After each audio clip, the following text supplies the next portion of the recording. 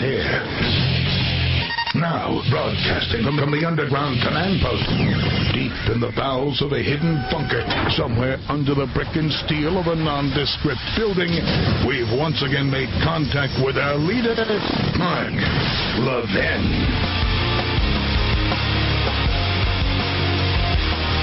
Hello, everybody. Mark Levin here. Our number, 877-381-3811. 877-381-3811. I'm going to try and unravel a few things here because they're getting all gummed up. They're getting all gummed up. There seems to be this idea that if you don't embrace Vladimir Putin, you must be part of the Hillary team. It's bizarre. But the Democrats are making it very, very hard for those of us who know Vladimir Putin to be the enemy. They're making it very, very hard because they look at this as an opportunity to attempt to delegitimize Trump. Now, ladies and gentlemen, unless you think the people who voted for Trump are easily persuaded by the media via the Russians, then I think this is preposterous. It's absolutely preposterous. People didn't vote for Donald Trump because they were persuaded by some leak by the Russians. No. The fact of the matter is, Hillary Clinton's server, that information wasn't leaked by the Russians. Moreover, the irony of this is that Hillary Clinton as Secretary of State, now that she and her Democrat friends are so concerned about Russian hacking, and I am, by the way, and I'm going to get to that in a minute, but the fact that she and the Democrat Party are officially just concerned, they're beating their chest, they're jumping up and down about it and so forth and so on, doesn't that condemn Hillary Clinton? Does it not condemn Hillary Clinton for using an unsecured private server when she knew full well as Secretary of State that the Russians and the Chinese and the rest of them could hack into her server and get top secret code information? Is it not obvious now that she violated the Espionage Act with both eyes open? So if I'm going to criticize Donald Trump, it's for Donald Trump saying he's not interested in her anymore. It's not a matter of whether Donald Trump is interested in charging her or not. The new Attorney General, Jeff Sessions, needs to make sure that's thoroughly investigated. It's not about politics. You either comply with federal law or you don't. Can't have a sanctuary former Secretary of State. Right, a sanctuary Hillary, where her Espionage Act violations, and I believe there are many, don't get dealt with. Whether before, during, or after the election, we have a rule of law, and it needs to be applied equally. And if some private in the Army can be charged with violating the Espionage Act, some general in the Army can be charged, then Hillary Clinton should be subject to the same terms and conditions, the same standards. Not singled out. So the Russians didn't do that. Hillary Clinton did that. The Russians didn't launder money through the Clinton Foundation and Library. Hillary Clinton did that. The Russians didn't invent Hillary Clinton's awful character. The Russians didn't run her campaign. She lost. It's that simple. And you got these fools constantly trying to use the Electoral College process while condemning it and insisting we should get rid of it, trying to use it to advance what I call a coup d'etat. Donald Trump was legitimately elected. And by the way, just so you know, none of this is going to work. If you listen to my program, you know none of this is going to work. Let's say they convince a sufficient number of electors not to vote absent or to vote present or to vote for somebody else. It all winds up in the Congress. And with the appropriate objections raised by Republicans, the selection of the presidency goes into the House of Representatives, and Amendment 12, the 12th Amendment kicks in. And since there are a majority Republican state delegations and each delegation gets one vote, Hillary will not be president. Donald Trump will be president of the United States. Period. That's it. Case closed. And as there are 52 Republican senators, a majority will decide the vice president, and Pence will be vice president. But what this shows you is this totalitarian mindset. They don't believe in the Constitution. They want to get rid of the very provision of the Constitution they're trying to use, the Electoral College. They don't believe in the popular vote. If they can get a case before the Supreme Court to overturn the popular vote in states or in matters that they disagree with, that is, they disagree with the majority, that's exactly what they do. Whether it's abortion in a state or same-sex marriage or whatever it is. And what do you think the bureaucracy is? The bureaucracy isn't the consent of the governed or the will of the people. It imposes its will, the fourth branch of government. So they don't believe in popular votes unless they win. They don't believe in the Constitution unless they can abuse it. And they don't have a problem with the Russians unless they can use the Russians to delegitimize Trump. Now, having said all that, we have a little cyber war problem, ladies and gentlemen. Our fellow citizens are having their information taken. Our fellow citizens who work for the federal government or federal contractors, 12 or 14 million of them have had their files tapped into over at the Office of Personnel Management.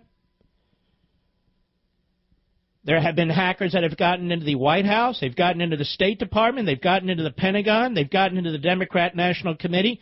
There's a cyber war taking place. And the idea that I'm a conservative and then no, we can't investigate this. And what do you want, war with Putin? We want to get to the bottom of this. And I can assure you the Chinese are involved because they keep stealing our technology. You think that corrupt government over there, you think they're capable of inventing these things? No, they steal them from us. And you think Russia's just sitting on its hands? You think Putin's just sitting on his hands? That's nonsense. Putin has his fingerprints all over this stuff. I don't care what his motives are. Whoa, maybe he wanted Hillary to lose or Trump to win. Doesn't matter. This is cyber warfare. People hacking into our computer systems, people hacking into our data, people hacking into retail data banks, people hacking into banking, people hacking into the government, and much of it is state-sponsored cyber warfare. It's thoroughly systemic and it's advanced. And the idea that Russia's just sitting there watching all this is a joke. There's really only a handful of countries that are seriously capable of this, and they actually invest resources in it. Russia invests resources in this. China invests resources in this. North Korea and Iran do the same thing. They're developing systems to not just steal our intelligence information, steal our patents, steal our technologies, but to make it very difficult, if not impossible, to blind us in case of war. This is what I think needs to be done. I think when Trump becomes president of the United States, and I'm going to discuss this actually more fully on Levin TV as well, he should say he's going to appoint a blue ribbon committee. Forget about politicians. Of experts, true experts, who can help track this down. He's going to appoint a blue ribbon committee to get to the bottom of this. All of it. To investigate the extent to which the Chinese, the Russians, the North Koreans, and the Iranians are involved in this, or any other country. And I am appalled at the number of, I'm going to call them former conservatives, because they're not really conservatives anymore, who embrace Vladimir Putin, a mafioso, a man who imprisons his political opponents. Journalists, investigative journalists critical of him, murdered in the streets. Just coincidental. Half a dozen of them. Industry opponents of his wind up having been charged with embezzlement and fraud, thrown into a gulag, have their businesses taken over by the state. Other individuals, whether they're in Russia or other countries, murdered by sophisticated means, indicating a state, that is, Russia is behind it. Not Putin's allies, not Putin's business partners, no. His critics. And how did the man amass almost $40 billion? That's his personal business, huh? Well, let me tell you a little bit more. He's modernized his nuclear inventory to a great extent. Do you know where most of those nuclear missiles are aimed? They're aimed at us. Our good friend Vladimir Putin. They're aimed at us. Well, Mark, our missiles are aimed at him. Exactly. But we're not modernizing our arsenal under Big Dummy in the Oval Office. But Putin is. Now, why is he doing that? Putin seized a great percentage of Georgia. Putin seized the Crimea. Putin is attempting to overthrow the Ukraine. By the way, we have an agreement with the Ukraine, 1994, and I've talked about this a long time ago. Ukraine surrendered its nuclear arsenal and technology in exchange for an agreement with us, the Russians, and others to protect them in a defense shield to ensure their sovereignty. Now look what's happened. Poland, Hungary, the Czech Republic, all concerned about what Putin's up to. Lithuania, Estonia, Latvia, all worried about what Putin's up to. Are they all paranoid? They're right there. I think they know what's going on. I really do. And he's modernized his nuclear arsenal. He's done more than that. He's built up his conventional missiles warfare, too, capabilities. Now he's in the Middle East, protecting his puppet state. He's in the Middle East. He's created a defense alliance with Iran, our mortal enemy. He's in Antarctica, which basically, or the Arctic, I should say, which basically Obama has conferred to him, making claim to the mineral resources and oil resources there. No, this guy's a problem. He sends his jets out to buzz our bombers and our ships. Right off California. Right off Alaska. But Mark what? This man doesn't represent anything we believe in. He's built an alliance with China. The Chinese have seized the South China Sea and the East China Sea. And they're massively building up their military. Oh, but Mark, we can work with him. Really? So Rex Tillerson, somebody nobody of us ever heard of before, he runs ExxonMobil. I thought we were supposed to hate ExxonMobil. Trump accused them of collusion a few years ago with OPEC to drive up the price of oil, but I guess that wasn't true. Here today, gone tomorrow, the rhetoric. What happened to all the globalists out there? Exxon is a global company. Exxon does a lot of business with Russia. Well, Mark, they have to. I know. Now you're making my argument. Yes, we have international corporations. Doesn't mean they're globalists. Globalism is when you surrender your sovereignty, not when you trade with other countries. But, I've tried to explain this. But let's just play along with the nationalist populist agrarians. So Trump is going to pick a globalist. He was even bragging about him. The guy's got all these connections. It'd be all over the world. Oops, I don't think we're supposed to do that. Well, apparently we are. So he's picked or he's going to pick. These are based on reports. Could change tomorrow, honestly. He's going to pick a Putin file. Let's call him a Putin file.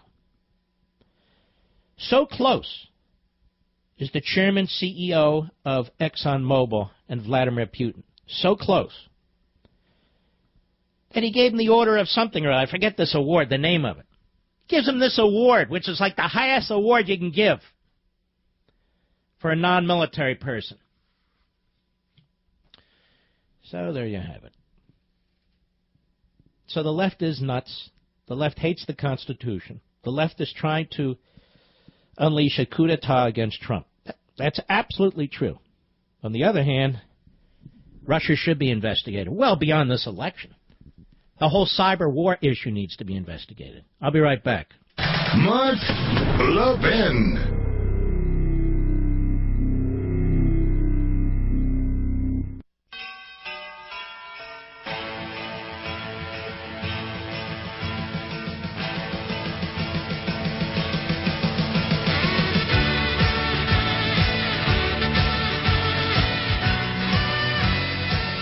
You know, Trump said the other day, well, why do we have this one China policy? With a sentence equivalent to that, I paraphrase, he's done more good than Barack Obama could in 8 years. China is out of control, and I'm talking about militarily and national security. China is completely out of control. Barack Obama is slashing the United States military, slashing our Navy, slashing our Air Force, and all the other services, of course, but in particular those that relate to South China Sea and the East China Sea. And China has been on the move. It is a militaristic, communist, iron-fisted regime.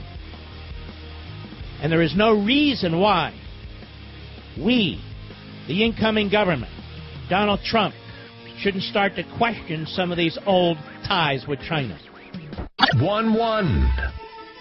Reince Priebus, a long time ago, was banned from this show, thankfully. ABC's This Week on Rex Tillerson, ExxonMobil chairman, CEO, president, baby doc. Cut 9, go. Is this the right time for a Secretary of State who has close ties to Vladimir Putin? Well, look, I mean, he's in the business of exploring and finding oil across the globe. And so you have to go where the oil's at. And the fact that he actually has a relationship with people like Vladimir Putin and others across the globe is something that we shouldn't be embarrassed by. It's something that... Oh, no, he's a globalist. That's a good thing. It's a good thing. But let's see. Of course, Stephanopoulos is a complete hack, so we consider the source. But that doesn't dismiss everything. Forget about him. He's in the business of exploring and finding oil across the globe. You have to go where the oil is. You know, I would say this to Reince Priebus. That's fine, but you don't have to be a patsy for Putin either. Putin loves this guy, adores this guy, gives him awards and stuff. So the guy's a Russian patsy, and then he appoints this idiot governor of Iowa, Branstad, with all due respect. He's a patsy. For Xi, that would be X-I. Xi. The increasingly dictatorial leader of Red China. So I absolutely love the way he spoke about Taiwan and China, but then he has another patsy that he's going to put in as ambassador to China. Mark, you don't understand. This is three-dimensional chess. Oh. Do say. Anyway, that's Reince. I read a piece today. It was really quite fascinating. And it said, quoted Ed Fulner, the former head of the Heritage Foundation. good friend of ours and mine, and Jim DeMint, good friend of ours and mine, and they're absolutely giddy. Fulner said, this is the most conservative cabinet since Ronald Reagan. And I thought, wait a minute, we don't even have a Secretary of State yet. Doesn't matter. Now, there's something interesting about that. And then DeMint apparently had a bunch of donors, and I've spoken at his event. Very nice man, a big fan of Heritage, but says he's almost giddy about what's going on because, of course, Heritage is involved in some of these selections, and so is Fulner, sits on the transition team. And people donate and so forth, and they're all, that's Washington, that's what's going on. But I thought to myself, you guys have obviously given up on free market economics. They haven't named a single person to a high position who believes in free trade and free market economics. Not one. Not one. And so I'm assuming then that they have decided that despite all these decades of supporting it, of promoting it, they don't believe in it anymore. Are they giddy about the Soros, Goldman Sachs guy who's going to be a Treasury? Are they giddy about the coal, steel, protectionist tariffs guy who's going to be a Commerce? Are they giddy about that? I mean, that is important to our economy, isn't it? I understand I'm the last big national conservative talk radio host, maybe the last big national conservative period, who believes in these things, because it's just not in vogue. You know, it's not in fad. But I can't help it. Liberty is liberty. And even the writer of the piece, it's like he gives it 2 sentences. Look at the EPA, and look at this, and look at that. And I agree with that. But cherry picking I don't agree with. In the least. We'll see how Betsy DeVos does at education. She supported Jeb and then others, and then finally came around and so forth. The people on the ground in Michigan, and we do a lot of school choice stuff, and we did a lot of original litigation, have told us she was not particularly helpful when it came to Common Core. That's the grassroots. I met Tom Price several times. Tom Price was a lieutenant of John Boehner. I'm telling you. I'm just telling you. He's put out some good policies, but we're going to have to keep a very, very close eye on these Republicans in Congress when it comes to Obamacare. I do not trust them. I simply don't trust them. They're the same people. They haven't changed. So we'll keep an eye on that. Let's see, what else? Oh, climate change. Well, this is a big deal. The reason why climate change is a big deal, not because of climate change per se, ladies and gentlemen, but I wrote about it in Plunder and Deceit. We've talked about it many times. This is the big one. This is how they intend to control the private economy and private property. This is real globalism, okay? This is globalism when you surrender the sovereignty of the United States to these international governmental agreements where they all agree on certain standards that they're going to impose on our country when it comes to air and water and so forth, which the third world cannot meet, which China will not meet, which has as its purpose to deindustrialize the United States of America. Let me be clear about this. This is a degrowth movement. It comes right out of Europe, just like Marxism came out of Europe and all the other crap came out of Europe. So if you believe in the American worker, if you believe in making America great again, then you cannot believe in this agenda because it's anti-American. And yet, ladies and gentlemen, I'm concerned. Call me a worrywart. Chris Wallace, by the way, Chris Wallace did a hell of a job on the Fox News channel. Chris Wallace to Donald Trump, cut 4, go. On the other hand, you told the New York Times that you're open-minded about it. I am open-minded. So where are you on the empire? I'm still open-minded. Nobody really knows. Look, I'm somebody that gets it. And nobody really knows. It's not something that's so hard and fast. I do know this. Other countries are eating our lunch. If you look at what China's doing, if you look at what, I could name country after country. You look at what's happening in Mexico, where our people our plants are being killed. Okay, we got it. We know. We've heard it for 18 months. Did you hear him on climate change, global warming? He doesn't want to talk about it. He's open-minded. Nobody really knows, ladies and gentlemen. Nobody really knows? Sure we really know. We really know that when the temperature on the climate changes, that man can't control it. Man cannot, even if he or she wants to, cannot control it. It's impossible.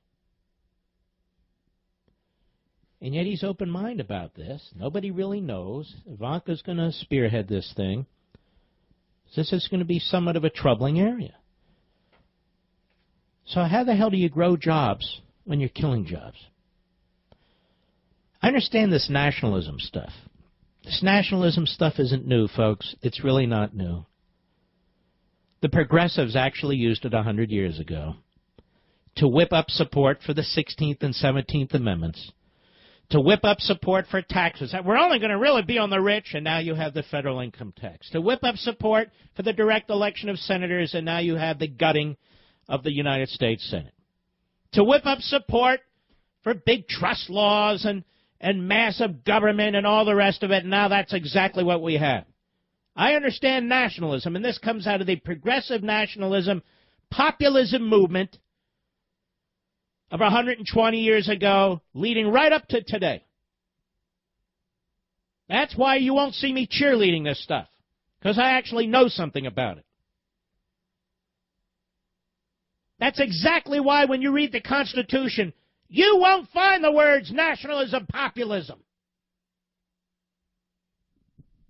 Because they dreaded it as much as they dreaded monarchies. That's why we have in part, the Electoral College. If you're really a nationalist populist, shouldn't you oppose the Electoral College? There's a bit of schizophrenia that goes on here. If you're a nationalist populist, you're not a constitutionalist. Or if you are a nationalist populist and you are a constitutionalist, when are you a constitutionalist? In what way? Which part of the Constitution are we supposed to follow? Apparently not the Commerce Clause. You keep an eye on this. Look, I can do what the rest of them do. I can't even listen to them anymore, quite frankly. Just say, listen, this is just an effort to trip up Trump. So in other words, you can't even try and prod in the correct direction. You can't even try and inform. You can't, no, you're part of the conspiracy. I've never seen anything like this.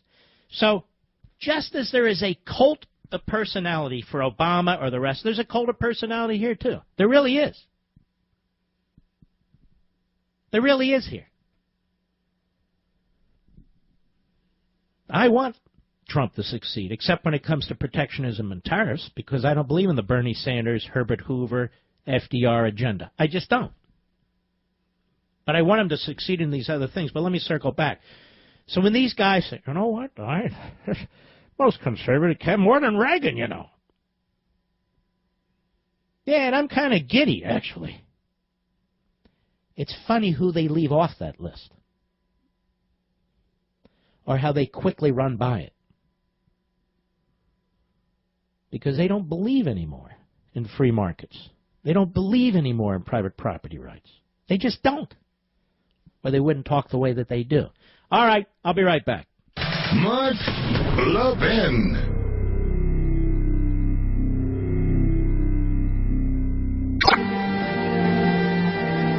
This is Radio Free America on the Mark Levin Show. Call now, 877-381-3811.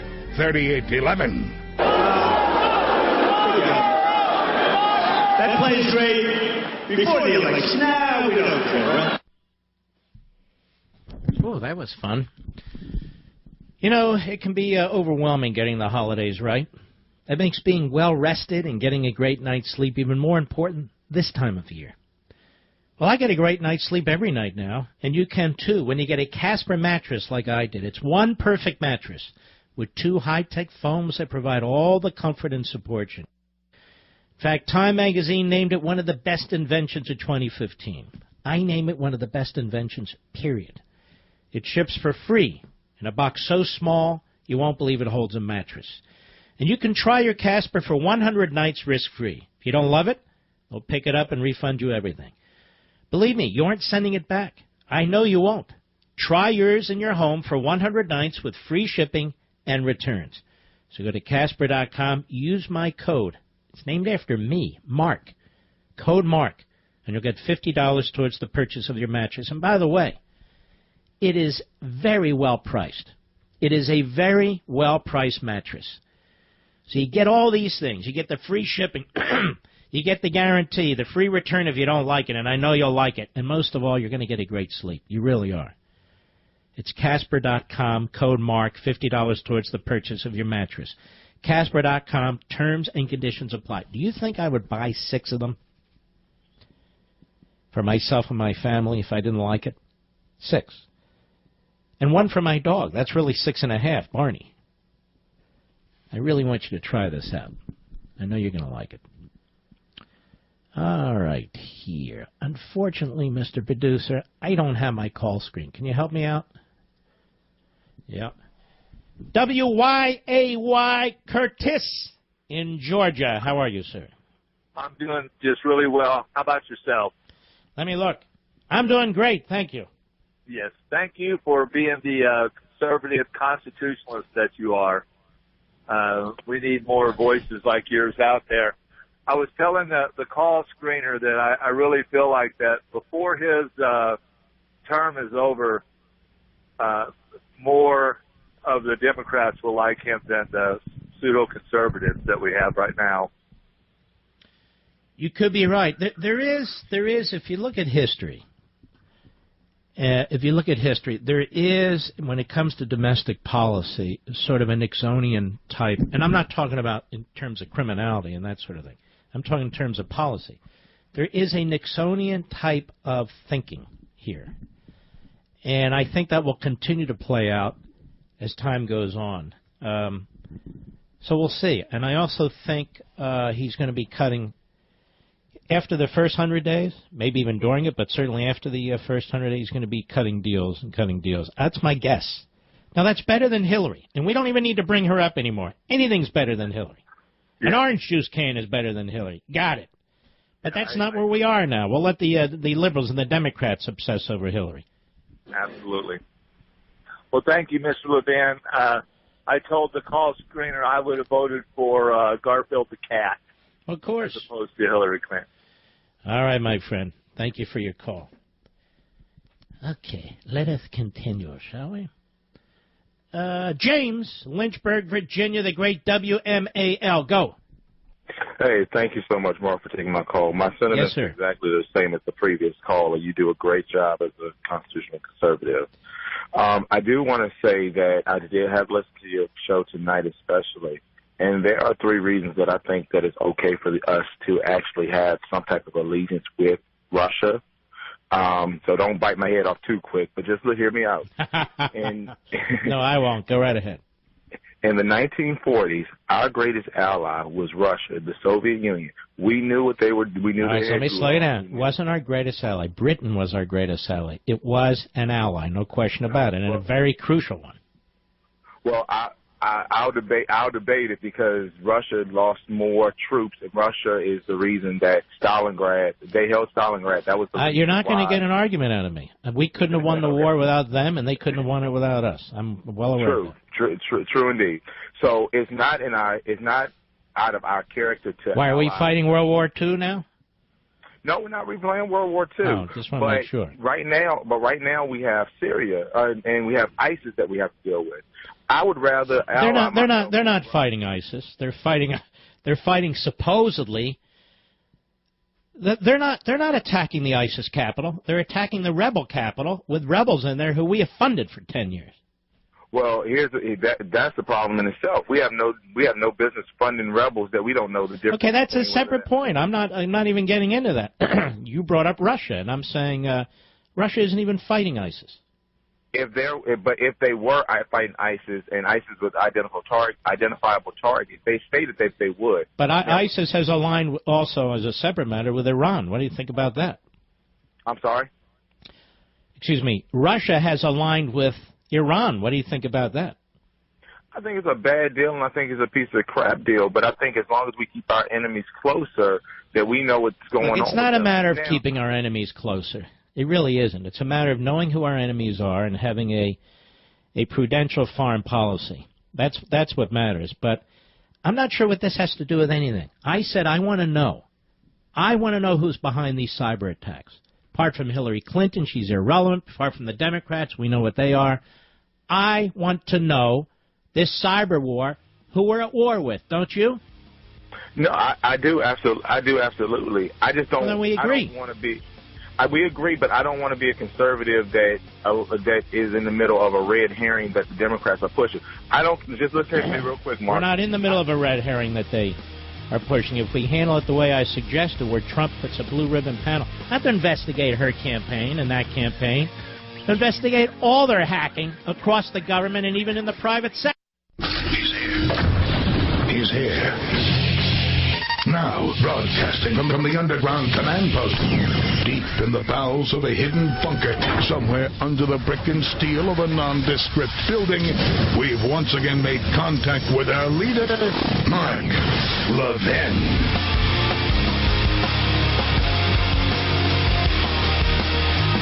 Hello, everybody. Mark Levin here. Our number, 877-381-3811, 877-381-3811. I have a question for you. What is this white power movement the left keeps talking about? I'm not talking about little fringe operations, which are bad enough. The Klan and alt-right and so forth. But what is this white power movement?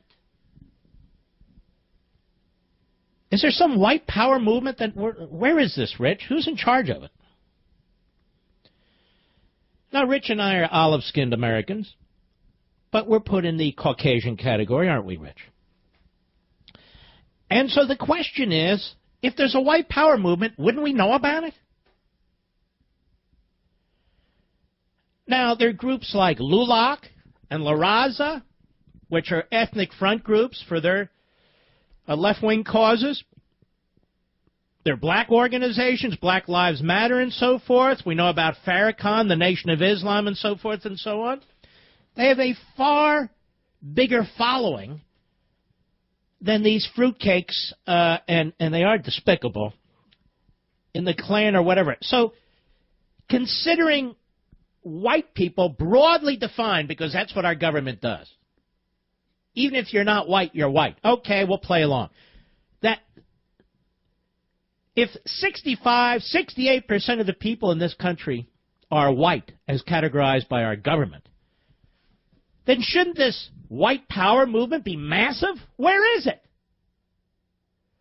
Now, again, for the 4,000th time, I'm not saying there aren't sickos out there. If you Google right now, Mark Levin and Jew, you'll see part of that sick, those sick types and so forth. But that's not what I'm talking about. Is there some big, ethnic, white power movement going on out there? Then the other phrase, white supremacy.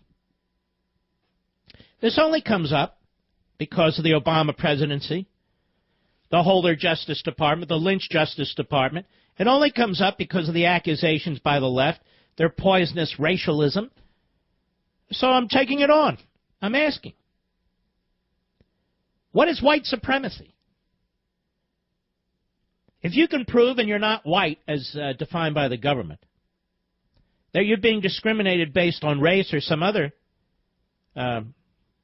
physical feature or belief system or what have you, you have a federal lawsuit.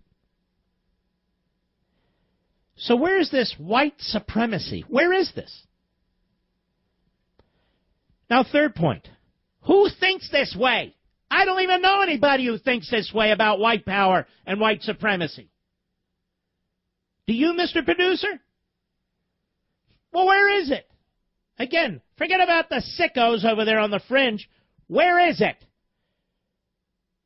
Is there a single college that promotes this? Is there a single industry that promotes this? Is there a government agency that promotes this? Where is it? If it's ubiquitous, where is it? There isn't any. There's no serious, substantial white power movement. There's no white supremacy movement. There just isn't. Now, conversely, and I'm not trying to be provocative, I'm listening to all this crap. There's no systemic oppression of minorities in this country. That's correct, I said it. There's no systemic oppression of minorities in this country. If there is, who's doing it? I want names. I want entities. I want organizations. Which department in the government? Which one? We have to fight the left-wing agenda. We have to fight the left-wing propaganda, their abuse of the language, their constant effort to balkanize us, to turn us against each other. We've got to confront it. And we have to be brave enough to confront it. So again, what I'm saying is, there is no massive white power movement, white supremacy movement. There is no systemic oppression of minorities in this country. As I've said before, how bizarre. Most of the people pouring over the border legally and illegally are minorities. People from the third world, south of the border, Africa, Asia, the Middle East. So, no, there is not systemic oppression. Now, if you want to look overseas, there is systemic oppression of all kinds of people, based on their ethnicity, their religion, their skin color, all kinds of balkanization that has gone down through the ages and so forth. That is not the case here. It's simply not. Now, there's a piece in the Globe and Mail. Mark, what's that? It's the Globe and Mail. Not about globalists and not about men. The Globe, G-L-O-B-E, and Mail, M-A-I-L. And the heading of the story, the title is, Still Stunned at Trump's Win. It's all in the numbers. I will read this to you. Then we'll discuss it further. It's by Clifford Orwin. Clifford Orwin is a professor of political science and senior fellow of the Massey College at the University of Toronto. Donald Trump's victory was surprising, and to those of us who failed to predict it, downright abnormal. Yet sift through the still smoldering data, and you'll find an election that was in many respects quite normal. I want you to listen carefully to this. According to the exit polls, 88% of avowed Democrats voted for Hillary Clinton and 89% of avowed Republicans for Trump. Those leading Republicans who had repudiated Mr. Trump ended up with elephant egg on their faces. It's a two-party and highly partisan country. Mr. Trump triumphed among independents, 46 to 42%. There was not overall any popular upsurge for Mr. Trump. Received about as many votes as Mitt Romney in 2012. Mr. Trump's votes were just better distributed. Now listen to this. This is exactly what I said, but there's more. He lost Romney voters he could afford to lose in no-hope states like California and New York, for example. In other words, Republicans in blue, very, very blue states. He won Obama voters that Miss Clinton couldn't afford to lose in the blue wall states of the industrial Midwest, in Iowa and in North Carolina as examples. The surge of white working-class support for Trump in urban and rural areas alike was indeed crucial to his victory. Was this then the decisive factor in the election? Not exactly. Well, then what was? Follow along. It was necessary for a Trump win, but not sufficient. He still had to do better with black and Hispanic voters than Mr. Romney. He did. With Barack Obama off the ticket and Ms. Clinton on it, higher percentages of both groups voted Republican last month, and the reason is more and more of them stayed home and didn't vote Democrat, he points out. So it's not that there was an overwhelming or an additional big turnout in blacks and Hispanics for Trump. They just didn't show up for Hillary. So it's a percentage of those populations Trump did better than Romney. In so close an election, presenting a puzzle of so many bits and pieces, we can't point to any one as decisive. Each, like a winning basket at the buzzer, is so only in the context of all the others, any of which can therefore claim to be decisive. Yet there's something that's particularly intriguing, he writes, even if we can't brand it decisive. In exit polls, 18% of voters identified themselves as negative toward both major party candidates. Political scientist Michael Barone calls this double negative voters. Actually, he cites research that I cited here a week or two ago and on Levin TV. But let's go to the point. Even so, 78% of them reported having voted for one of the two. Again, it's a two-party country. What's surprising, says the professor, what's surprising is how they divided. 49% for Trump, only 29% for Clinton. And it goes on. Mr. Producer, didn't I say this 10 days ago? But didn't I say this 10 days ago? And I'm not even a professor. I said 10 days ago. Maybe it was 2 weeks ago, whatever it was. It's not that Trump had an overwhelming vote of Reagan Democrats. It's that there was a switch of voting. Certain Republicans in suburban areas in certain states that really didn't matter to a Republican either stayed home or voted for Hillary Clinton, mostly stayed home. And certain Democrats who would normally vote Democrat, but not a ton, just enough, voted for Trump in the battleground states. Even more, this 18% I brought to your attention from an analytics research organization, people who didn't really like either candidate, but when push came to shove and they went into the voting booth, they broke for Trump. And what I'm trying to point out, and I will point out again, many of them were you, conservatives. You couldn't stand Hillary Clinton, but you couldn't stand the idea that she would be president either. Well, push came to shove. You didn't go third party for Evan what's-his-name. Honestly, I can't remember the guy's name. For Evan what's-his-name or a writing candidate or so forth, they broke for Trump. And they broke for Trump in a bigger percentage in these so-called battleground states than in other states. In Pennsylvania, North Carolina, and Florida, and Iowa, and so forth.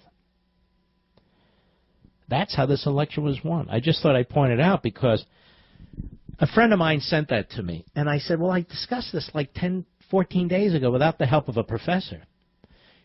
He said, no, I thought so. And I thought to myself, you know, it's frequently said, particularly in the publishing business, that the written word, at least over the long run, that the written word has a bigger impact than the spoken word. Now, that's not always the case. But there's a perfect example. A perfect example. A friend sends it to me. Didn't remember that I said it, but there it is in writing by a professor. But I think that's exactly what took place. Now, these electors, these phony rogue electors in the Electoral College who are raising such a fuss, who have as their purpose a coup d'etat against Trump and for Hillary. They're now saying they want a briefing on the Russian interference with the election. This is what the left does, ladies and gentlemen. They destroy our traditions. They destroy our customs. They try to create a sense of anarchy and instability. They want to delegitimize this president, incoming president, Donald Trump. They want to delegitimize the election and you. Oh, you must be part of the white power operation in this country. No, I can't stand Hillary, and I voted for Trump. Hey, exactly. Plus, you must hate women, too. No, actually, I like women. I'm in that camp. But anyway, electors This is in a letter. And by the way, one of them is Nancy Pelosi's daughter. The electors required to know from the intelligence community whether there are ongoing investigations into ties between Donald Trump, his campaigner associates, and Russian government interference in the election, the scope of those investigations, how far those investigations may have reached, and who was involved in the investigations. Shut up, you idiots. Now, why aren't the Republican electors, the Trump electors, writing the FBI director and saying, we want to know the extent to which Hillary Clinton is a crook.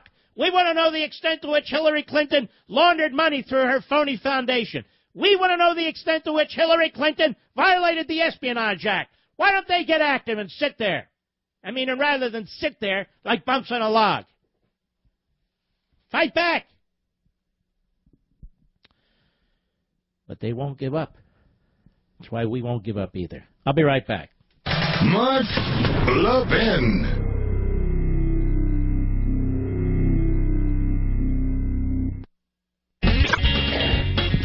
Let me tell you what's going on around here.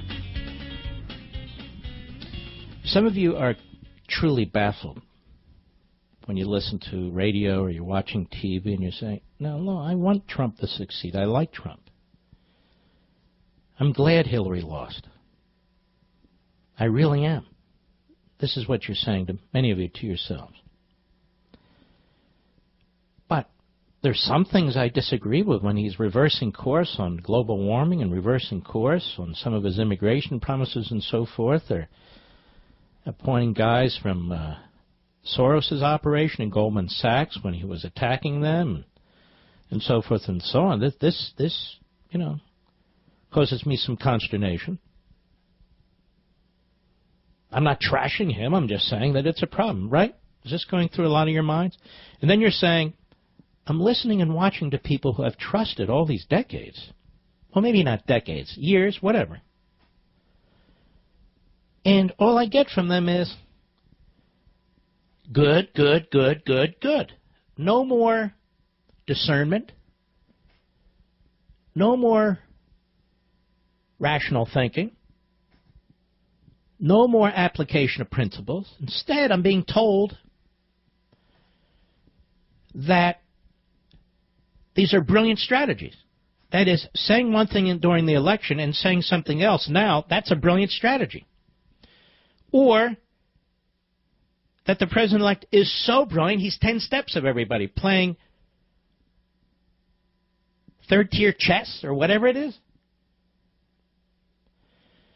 Well, if that's the case, Susan Collins is an absolute genius, Mr. Producer, isn't she? She's always way ahead of us. Oh, my Lord. She's great. She's got the worst rating of any Republican in the Senate. She's playing third-tier chess. She's outside the box. We just can't keep up with her. She's such a genius. That has to be the dumbest argument.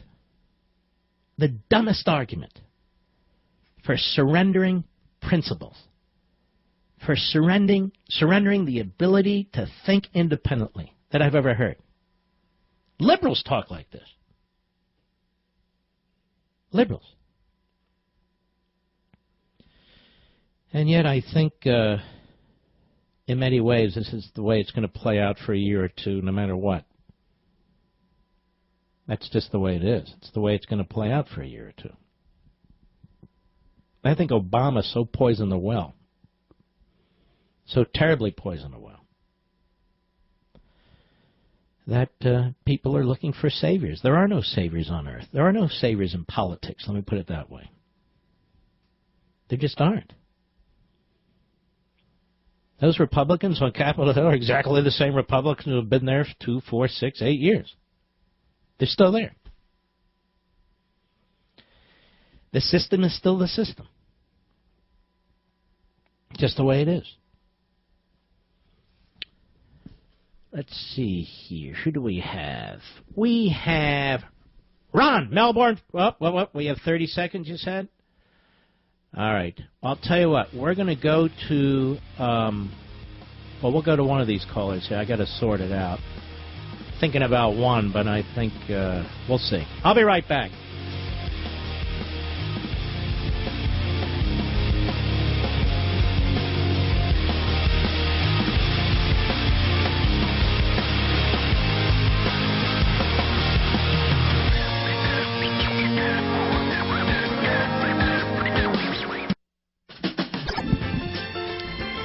my best behavior. I haven't been yelling at anybody, as far as I know.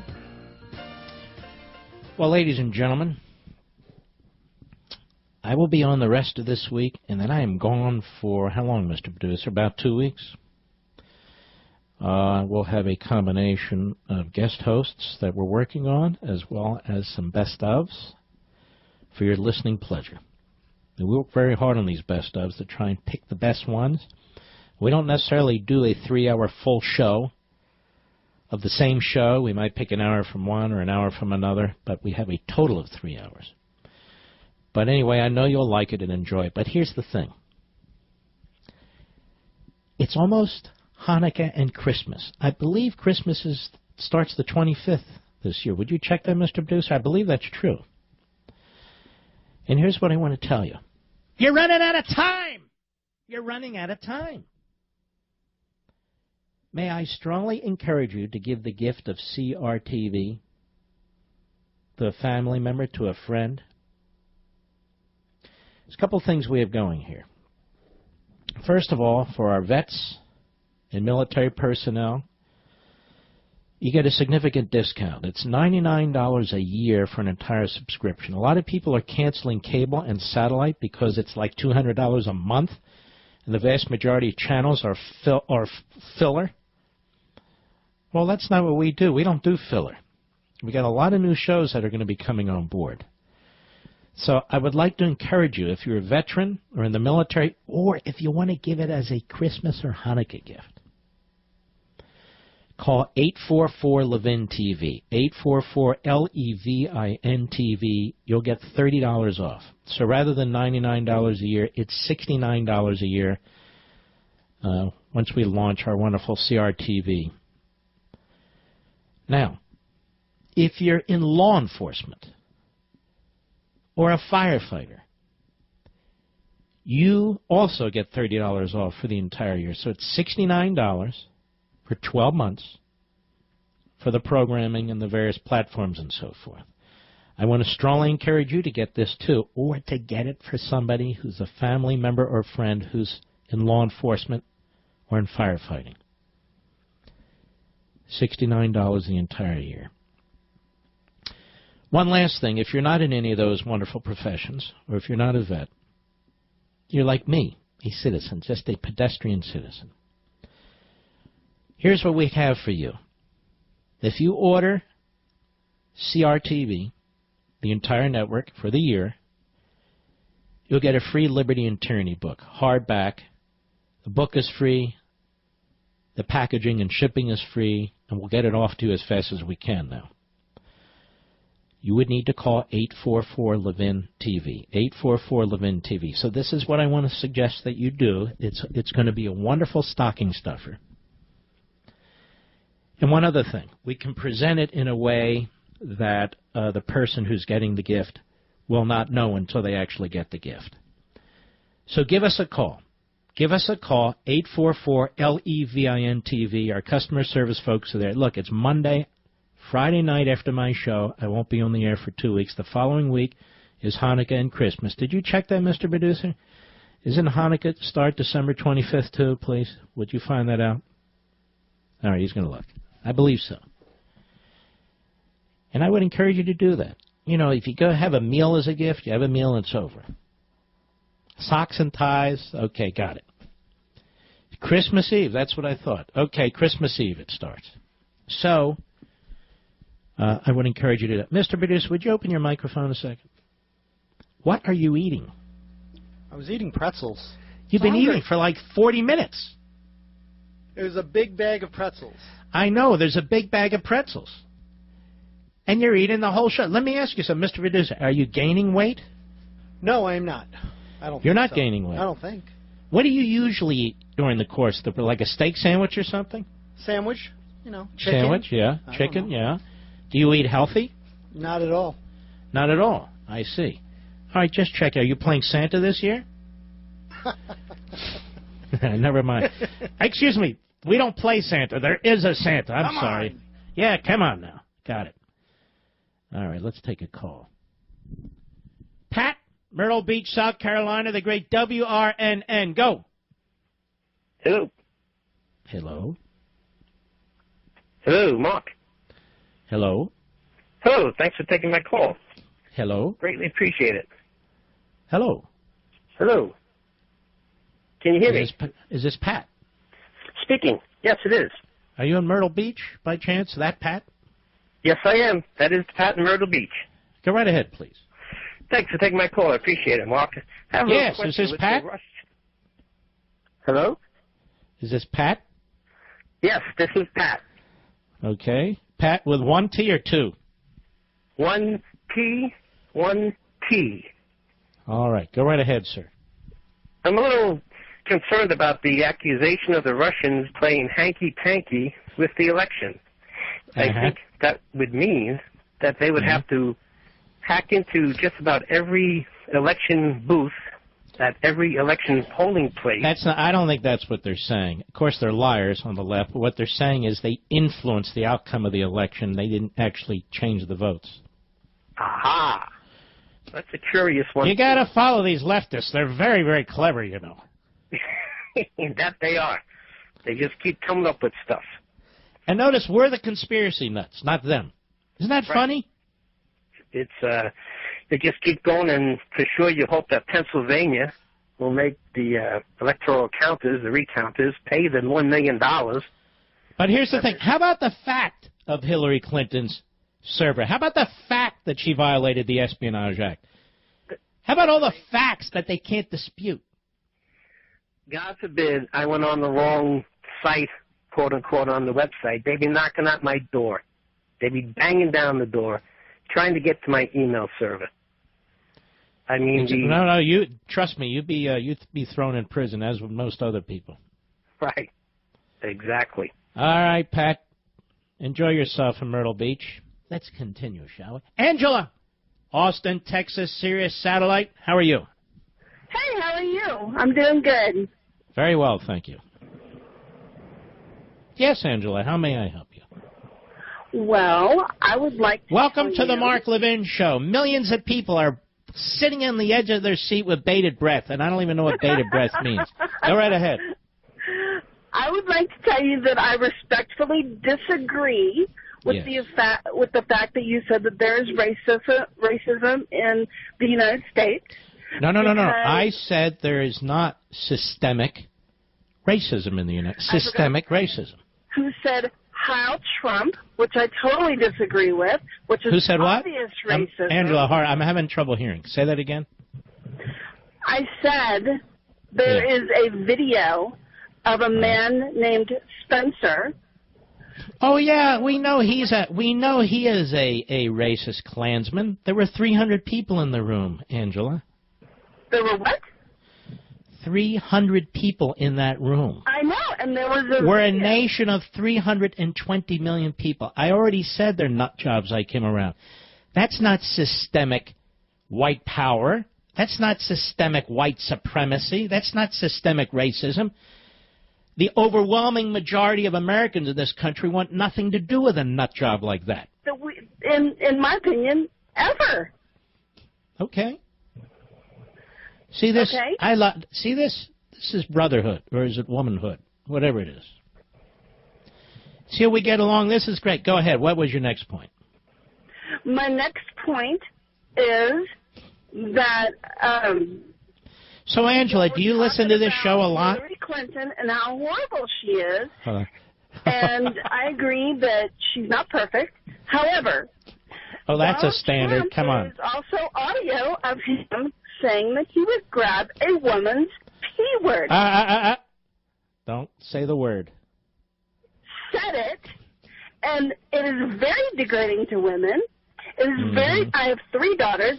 Did you vote for Bill Clinton? Hold on, Angela. Conversation time. Did you vote for Bill Clinton?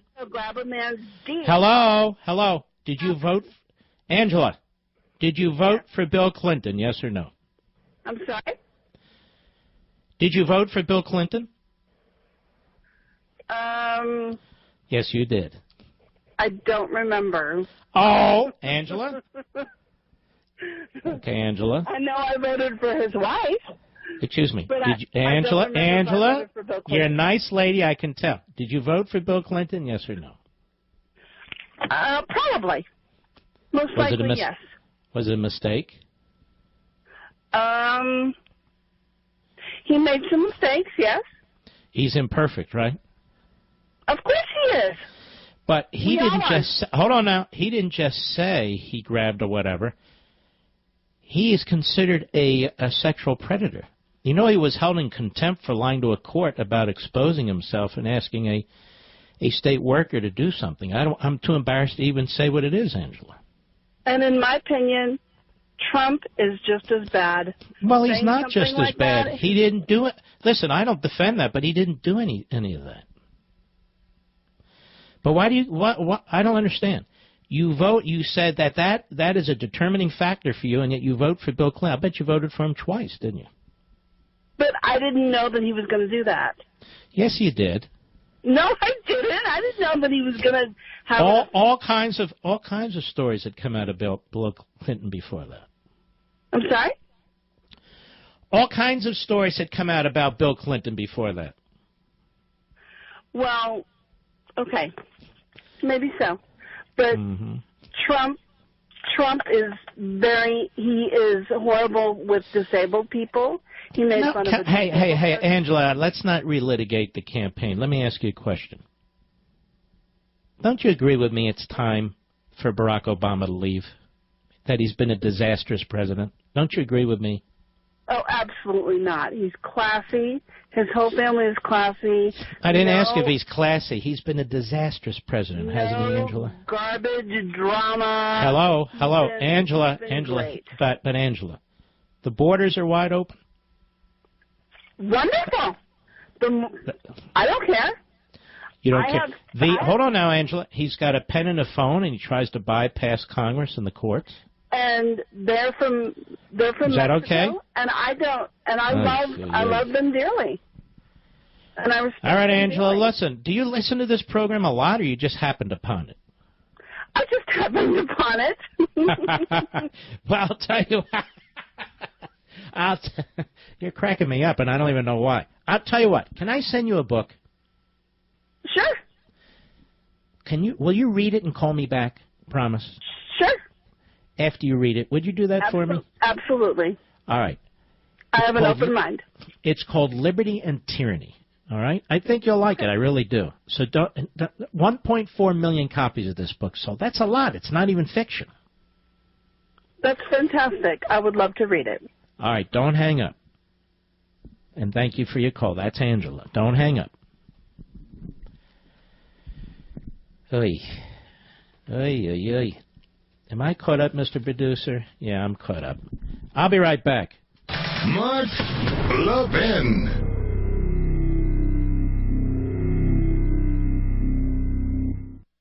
Did you enter to win your elite gun from the United States Concealed Carry Association yet?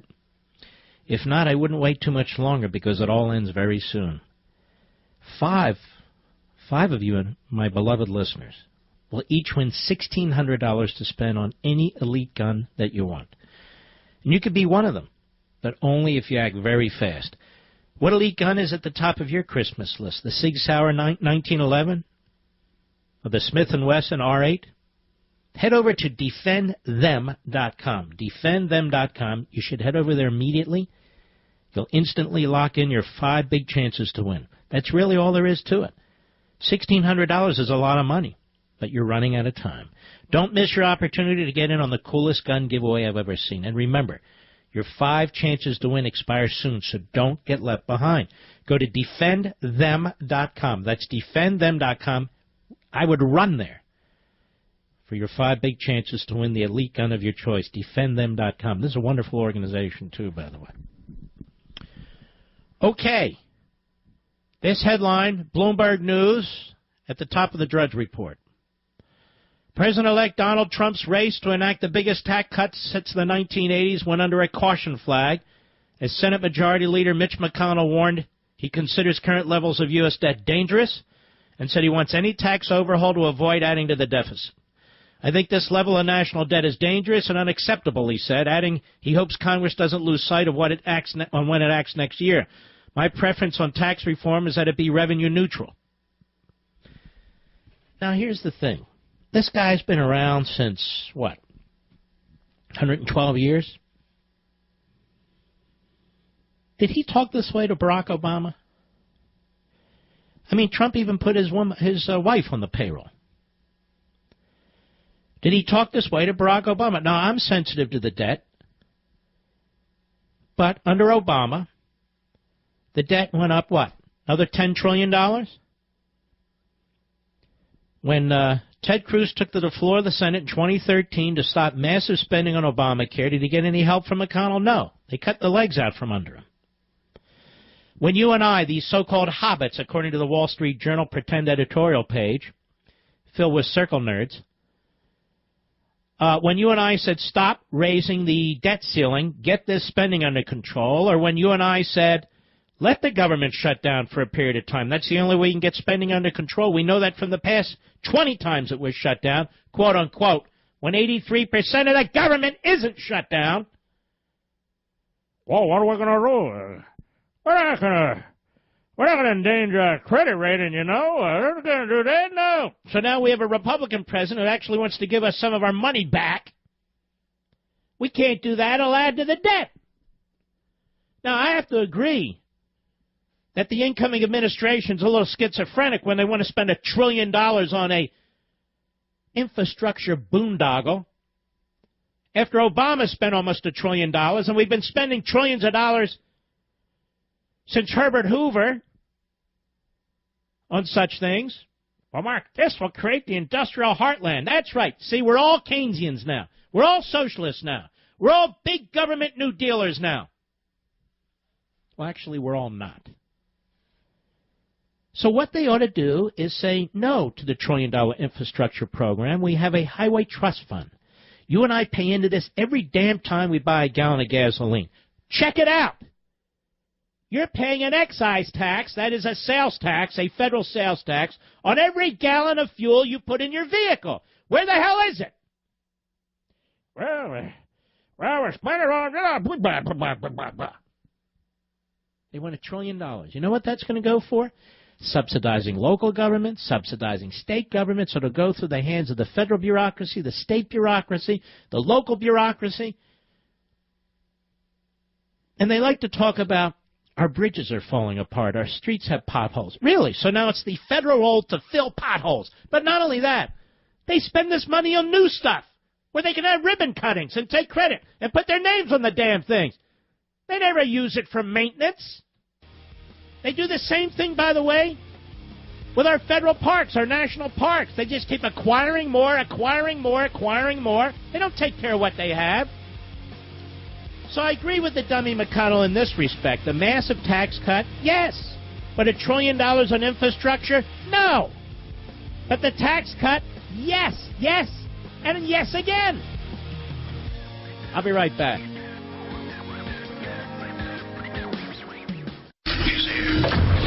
He's here. Now, broadcasting from the underground command post, deep in the bowels of a hidden bunker, somewhere under the brick and steel of a nondescript building, we've once again made contact with our leader, Mark Levin.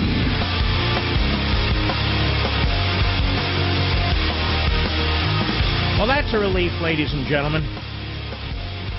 Almost to a man and woman, the folks at Fox like Rex Tillerson. Now, 9 out of 10 of them never knew who Rex Tillerson was, but they like Rex Tillerson now. That's right, Rex Tillerson's their guy. And people like Rex Tillerson. Why do you like him? Listen, he's involved in businesses, you know, he's all over the world. Oh, he's a globalist. Nah, come on now. He's got to be. He's drilling for oil. Oh, I see. It's awfully tight to Putin. What, do you want to go to war? Did I say want to go to war? No, but what's wrong? Keep your enemy closer, keep your friends close and your enemy closer. What, were you at a Chinese restaurant yesterday? You crack open your fortune cookie? That's in there. Oh, how'd you know? But anyway, this is where we are. Rex Tillerson. So we have a Russian patsy And by the way, my ancestry goes back to Russia.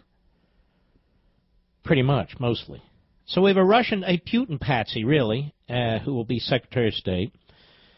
The governor of Iowa will be a patsy to Xi, the dictator who runs China. So we're getting some of these patsies who are appointed. And then, of course, notice they didn't name him to run Treasury or Commerce because he's a free trade guy. It's like the guy at Labor. You know, he's really great, this guy at Labor. Yeah, he opposes the minimum wage. Oh, good. What else? Oh, he's an open borders guy. Oh, he supports the Gang of Eight. Wow, he's at Labor. Come on now. Oh, okay. Plus, didn't you hear this is the most conservative cabinet, more than Reagan's? It really is. It's just unbelievable. The Goldman Sachs guys, the Soros guys, never seen anything like it. I do need a vacation. I can't stand listening to these other folks. I just can't. Which is probably why I don't. You want to hear this one? From our good friends at CNS News, and they are our good friends. Listen to this one. 18 states sue feds over expanding critical habitat to areas with no protected species. Oh, jeez. It's sick, but I can't help it. I can't help it. Let's see here if I can read this. It's got all the filler in it. These are final rules. There's a final rule listing endangered and threatened species and designating critical habitat. They were published in the Federal Register on February 11, went into effect March 14. They expand the definition of critical habitat to include areas in which species presence or habitats are ephemeral in nature, or species presence is difficult to establish through surveys. In other words, there's no species there.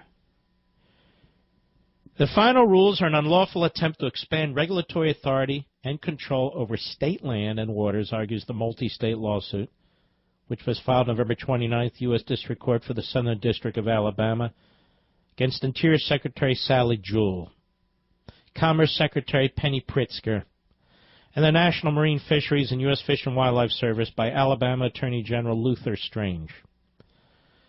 The final rules allow the services to declare areas occupied critical habitat that are not occupied by the species, and that could not support the species were it moved there, on the supposition that one day the essential physical and biological features might develop and the species might return. So in other words, they want to nationalize all real estate in this country.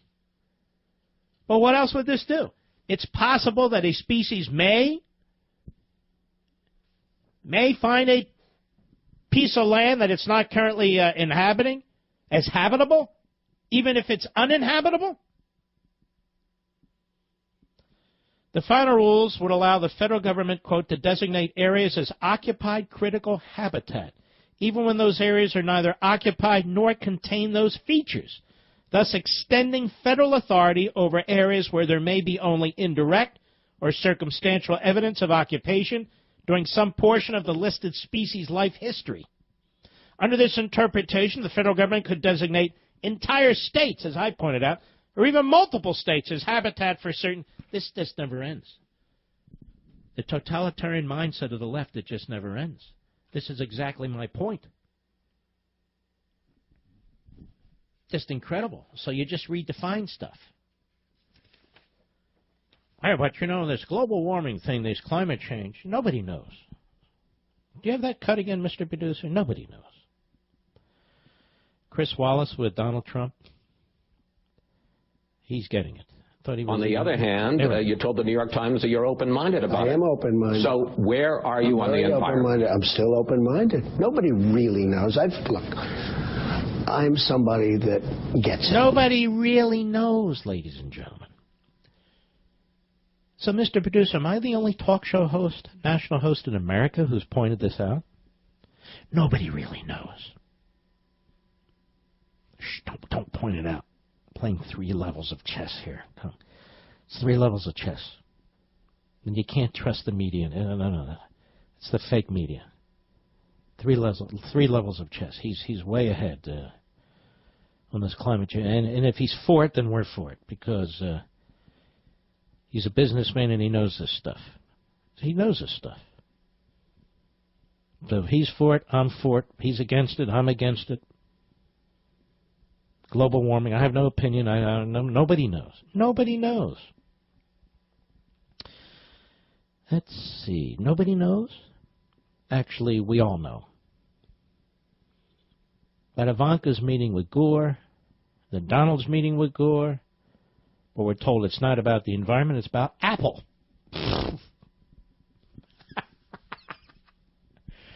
Okay, I got it. Yes. 18 states sue over habitat that's not habitat. This is how sick it's gotten. Now, you want to hear more? Here's the Daily Caller. Democrats are insisting the EPA career employees could continue their work on global warming under the Trump administration. EPA Administrator Gina McCarthy told the Christian Science Monitor there's no going back on global warming regulations. And one Democratic lawmaker has even urged the agency's more than 15,000 employees to resist. The agency, when this president came in, really came out of the closet on climate, McCarthy told the Christian Science Monitor. I have a senior team that's great, and the senior career staff that are here are just extraordinary. They're here because of this mission. Yes, these ideologues are on a mission, and it's not clean air and clean water. It's to break the back of the American economy and our industries. This is why, once again, Trump should not be backpedaling on this global warming stuff. You know, we can talk about make America first, but that makes America last. That's what they're using against our coal miners and our steel mills and all these folks. How do you think you get the regulations out of the EPA? They're based on global warming, global cooling, global climate change. How can you be for that and then say you're going to cut regulations? Nobody really knows, you know, Mark. Nobody knows. Yeah, we know. It's crap.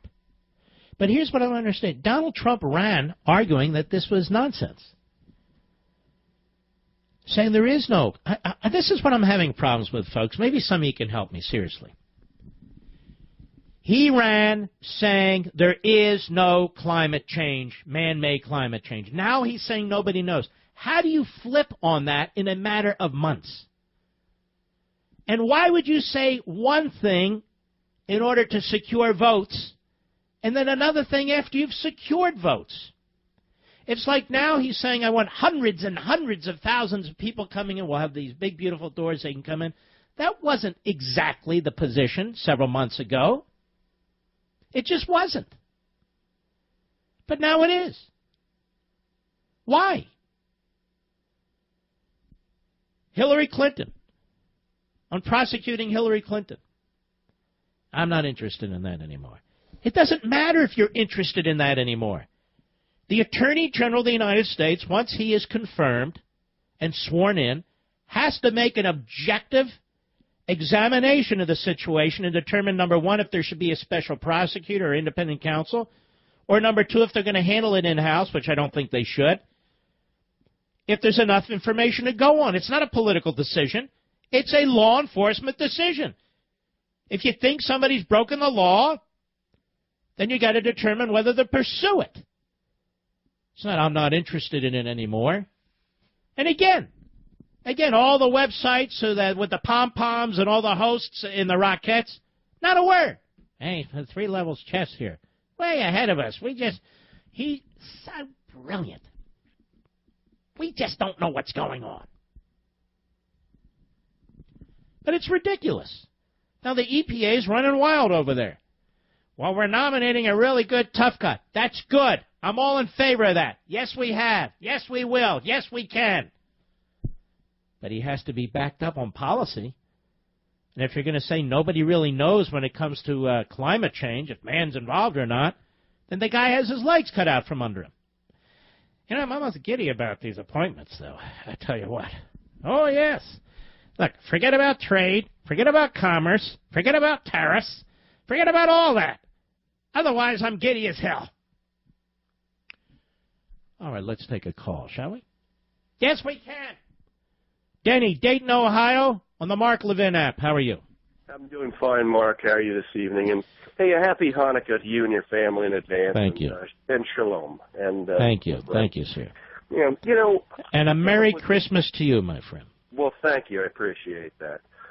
I came up with a realization this summer. I read an article that talked about the country of Portugal said they were running out of capital to do any kind of projects, investments, and such. And it didn't get into it, but I suddenly realized that Portugal is one of these countries that dove deeply into the green energy investments as such would be. And, you know, when you invest in something, you expect to get a return, whether it's property, stocks, bonds, gold, or at a minimum, you want it to preserve your capital. Mm-hmm. And I realized this green energy is basically taking capital and flushing it down the toilet. Every time. That's an excellent point. Can someone explain to me when you build a windmill field or whatever, or a solar panel, what's the return on that? We're not you're right. Cheaper. We're not there almost isn't any. Yeah, there's none. There's absolutely none. And what we're doing, what this does, this green energy, it's destroying capital. Let me ask you this though: the Paris Accord on so-called climate change. The Paris Accord, Obama locks it in. Now. Trump meets with Gore. Hey, Mark, we need outside opinions. Really? That's kind of absurd. That makes me very nervous. The report said his daughter really wants to make this her issue. Now he's interviewed. It's the second time, once to the New York Times in an interview, and now to Chris Wallace on the Fox News channel, saying nobody really knows. Nobody really knows. He is hugely walking back his position on global climate change. Why isn't anybody calling that globalism? It really is. You're surrendering national sovereignty to this Paris Accord type arrangement. Why isn't anybody saying this is anti-American worker? Why am I the only one saying it? I don't know, because I've been concerned. And I think what we're going to witness over the next couple of years is going to be the equivalent of political dodgeball. Mm-hmm. I think that's what it's going to be. And I'm very concerned. That's, you know. All right, sir. Thank you for your call. Speaking of dodgeball, I don't even think you're allowed to play dodgeball anymore, are you, Mr. Producer? Some schools know where you throw the ball as hard as you can, by the way, and hit the people in the middle. I can't do that. Why? Yeah, it's xenophobic. What? Oh yes. We have statistics on this. Oh, you do? Not only that, what? It shows the white power structure. Why?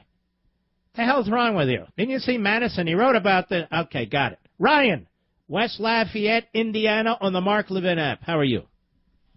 I'm doing pretty good, Mark. How are you? Very well, thank you.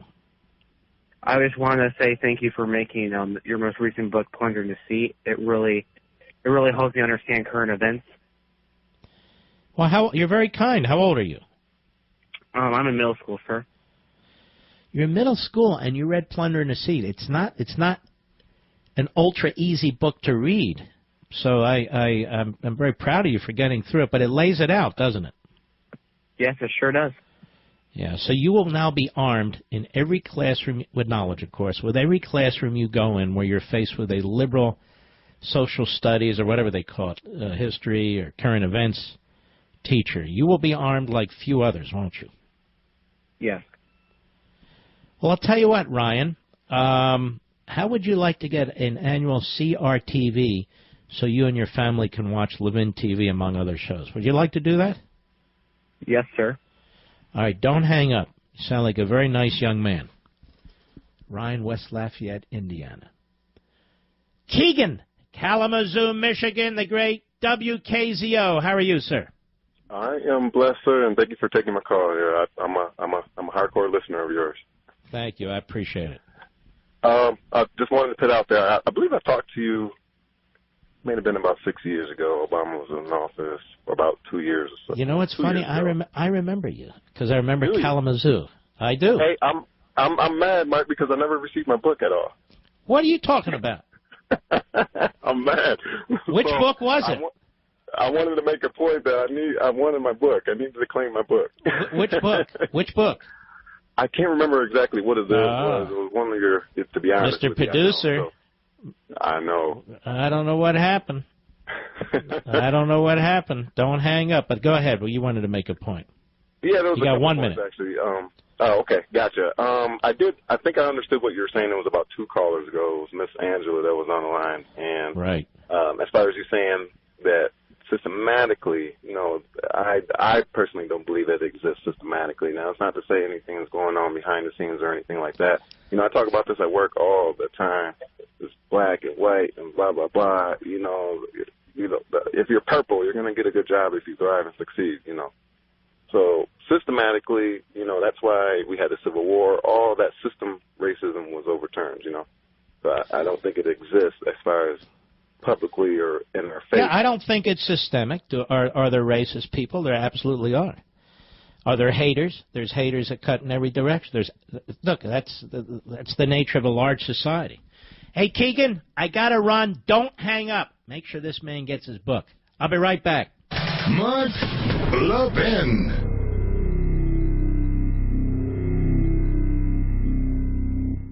I cannot believe this show is almost over. Doesn't this show go fast for you? It goes fast for me. I think I'm talking. Maybe that's why. A number of analysts and I are warning about this push for a cashless society. The day could be coming. You never know. India recently announced an instant ban on large denomination bills. With the stroke of a pen, billions of dollars of currency were taken out of circulation. Well, for those who have dollars, that's not a very good thing. People were forced to resort to bartering for goods and services as banks closed and ATMs ran out of currency. The U.S. and Europe have discussed similar plans. But even more than that, ladies and gentlemen, let's look at the economy here. I know we're all excited, but the fact is that debt clock keeps going.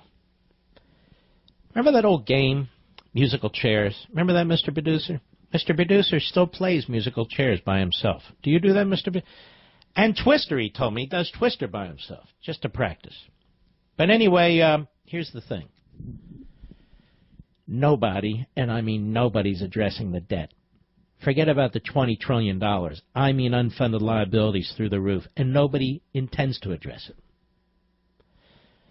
They talk about it. They talk about it around the edges. The Wall Street Journal, every time somebody actually wants to put the brakes on spending, they go nuts and so forth and so on. Trump wants to spend another $1 trillion on infrastructure. My point is, whatever the politicians are doing, you need to focus on your own situation. Look at Venezuela. You think politics is just something that somebody else does? You think philosophy is just something that somebody else does? If politicians follow a philosophy that is damning, it is damning to you. If they follow no philosophy but policies that are damning, they're damning to you. It's not some abstraction. It's not academic. It's not theoretical. It's reality. And the reality is, our government, our politicians, both parties seem incapable of getting these debt loads under control. They really do. Neither party wants to touch Social Security or Medicare. And I don't mean wipe them out. Just have a plan for the long-term future so they don't take us down. Neither party wants to address this. Instead, spending. That's what they want to do.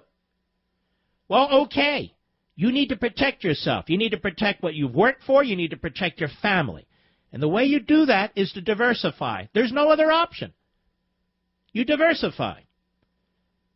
The stock market's going through the roof, but it won't always go through the roof. The bond market's doing nothing, but it won't always do nothing. Real estate, we had a bubble. It blew up. People are still trying to recover, but that doesn't mean there aren't good real estate deals out there. But the same with gold and silver. I don't buy silver. I buy gold. But I get it. I diversify. Because I want to take care of myself and my family. Under certain circumstances, I feel like I'm going to need it. In my view, now is the time to add physical gold. The international currency that cannot be printed, cannot be hacked, can't be digitally stolen.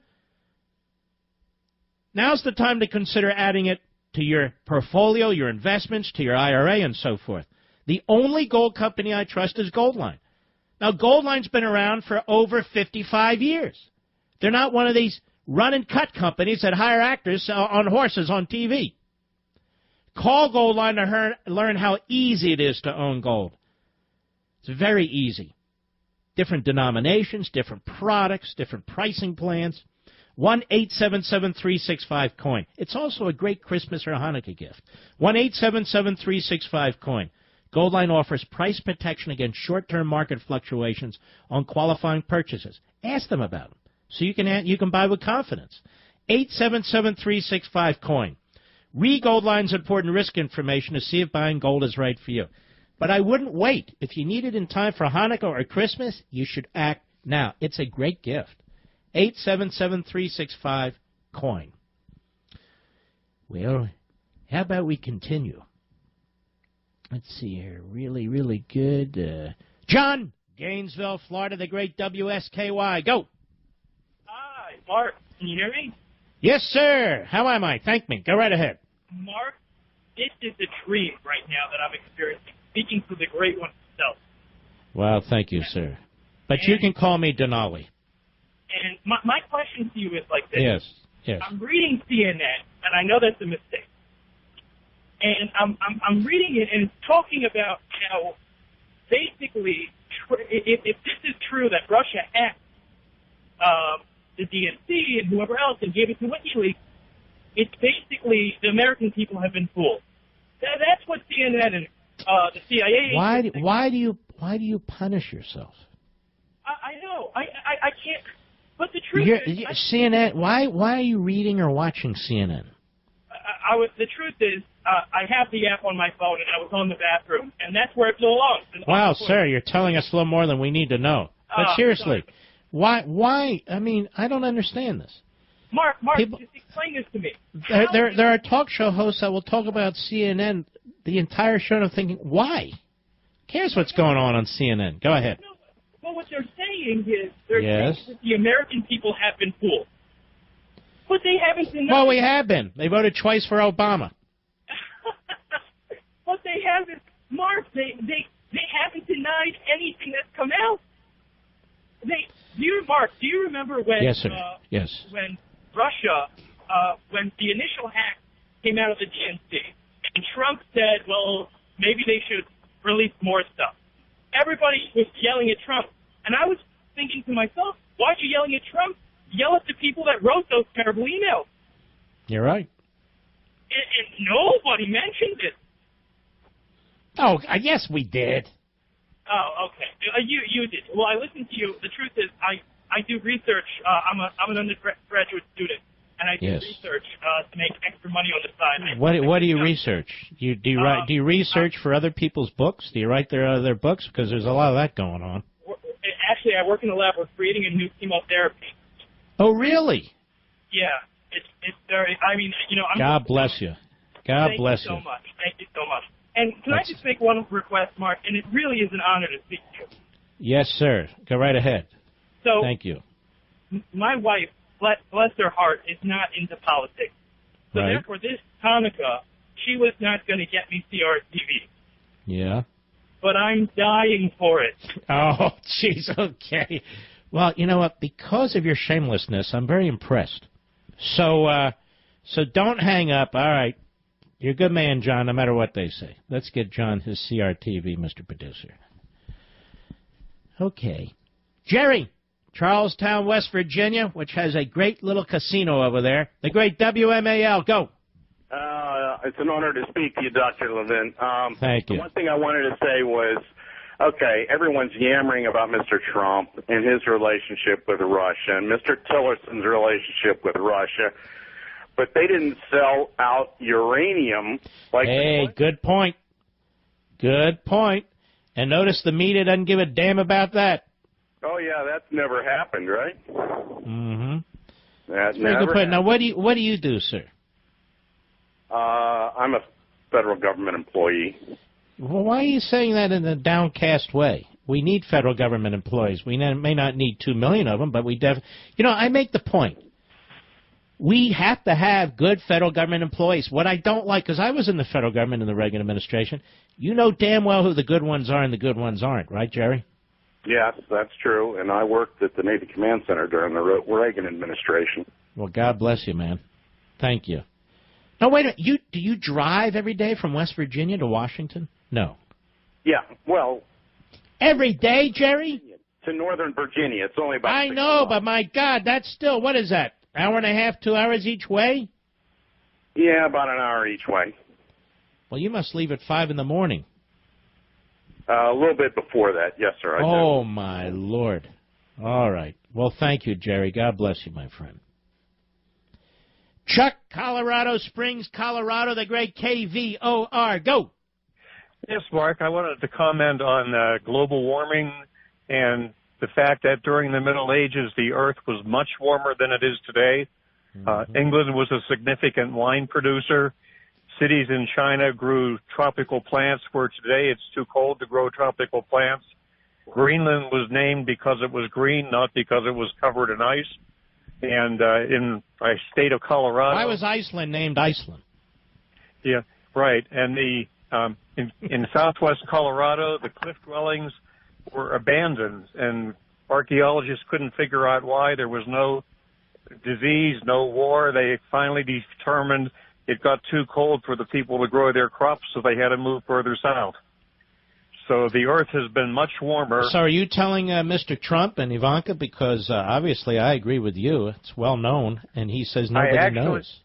Last week I actually sent a package of articles about that, and in my cover letter I did indicate the same things, that the Earth was much warmer. Well, I don't think he's reading it. He's not getting his intelligence briefings. I don't think he's picking up your package, quite frankly. Yeah, I don't know, but I think you should send it to Ivanka. You should send it to Ivanka. She's going to be the queen of climate change, my friend. Uh-huh. Yeah, I sent I sent 2 emails about it to the Trump transition team, and I'll try to do some more as well. But he better not play that game with and change his mind. Well, it looks like he's walking it back. I got to tell you. He's saying it everywhere he goes now when he's asked. Nobody knows. That's his phrase now. That's not true. It's simply not true.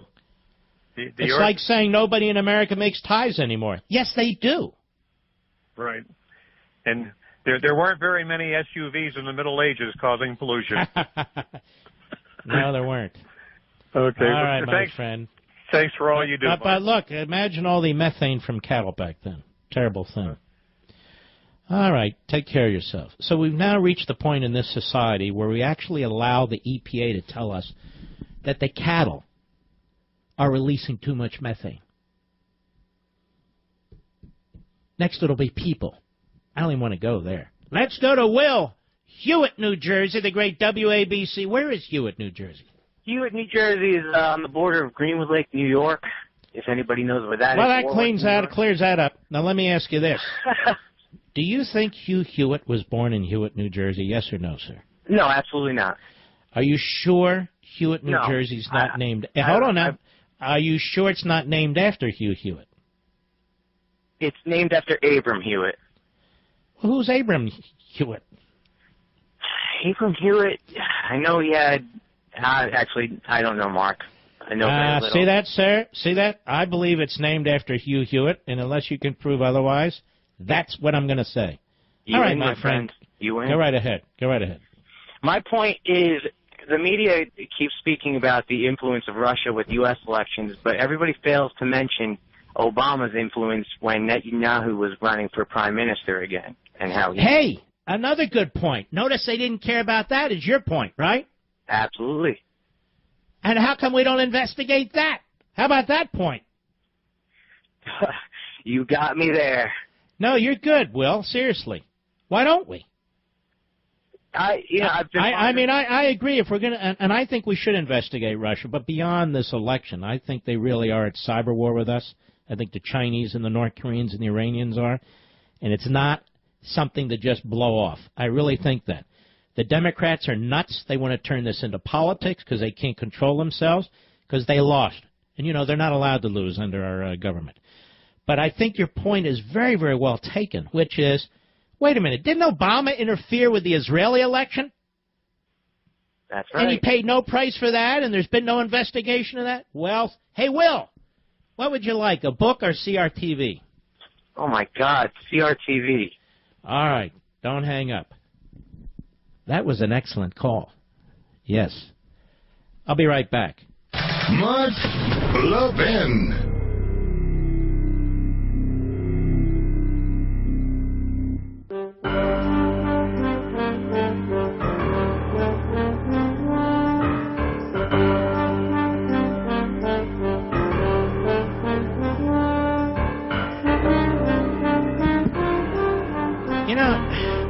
favorite show on HGTV, and I watch a lot of HGTV. I watch the History Channel. I love Pawn Stars, American Pickers, but I love Pawn Stars with my buddy Rick Harrison.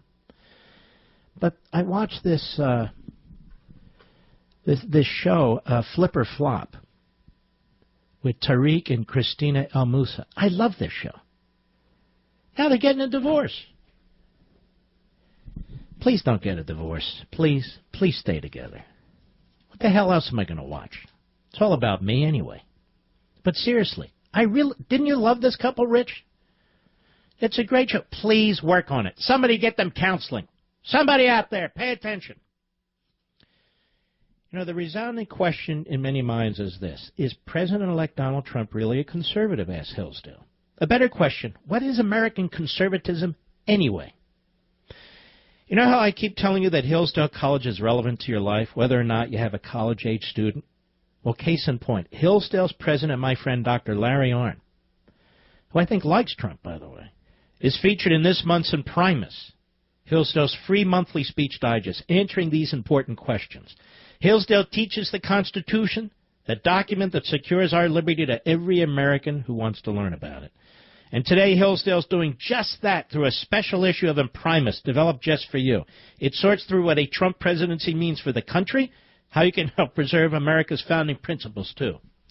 Dr. Arnn's December issue of Imprimis is essential reading. You need to get it. Go to levinforhillsdale.com right now. Sign up for Imprimis for free. You can give this as a gift, too.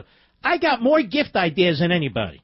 You'll receive Imprimis absolutely free for as long as you wish, getting the best in conservative thought every month from Hillsdale College.